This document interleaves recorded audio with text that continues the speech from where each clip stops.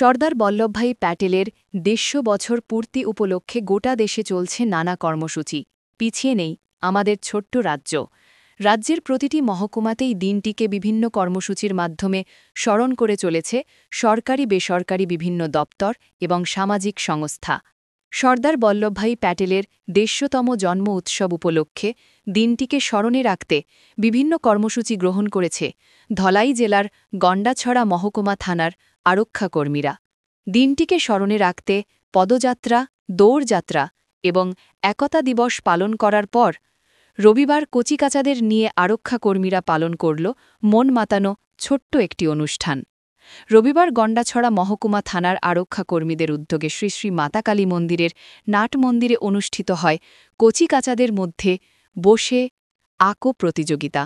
উক্ত বসে আঁকো প্রতিযোগিতায় বিভিন্ন বিদ্যালয়ের প্রায় ৫০ জন কচিকাঁচা অংশগ্রহণ করে।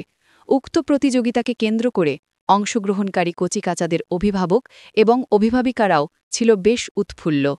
উক্ত অনুষ্ঠানে আরক্ষাকর্মীরা সহ থানার second officer inspector Shyamalkanti Majumdar এবং সাব ইন্সপেক্টর কাজল দেবনাথ উপস্থিত থেকে কচিকাঁচাদের উৎসাহ প্রদান করেন। ইন্সপেক্টর শ্যামলকান্তি মজুমদার সর্দার বল্লভভাই প্যাটেলের দেশ স্বাধীনতার পূর্বে এবং স্বাধীনতার পর যে দেশাত্মবোধক ভূমিকা ছিল তা নিয়ে বিস্তারিত আলোচনা করেন এবং সকলকে ধন্যবাদ জানান। গন্ডাছড়া থেকে চন্দনলাল রায়ের রিপোর্ট।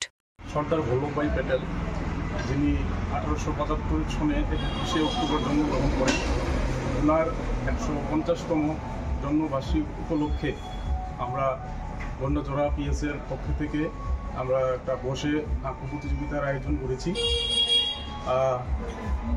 সর্দার বল্লভভাই প্যাটেল, ওনার অবদান স্বাধীনোত্তর ভারতে এবং স্বাধীনতার পরে অপরিসীম। যার এই অপরিসীম অবদানের জন্য আমরা রাষ্ট্রীয় একতা দিবস, ন্যাশনাল ইউনিটি ডে আমরা পালন করছি। ওইটার অঙ্গ হিসাবে আজকে আমরা এই বসে আঁকো প্রতিযোগিতার আয়োজন করেছি।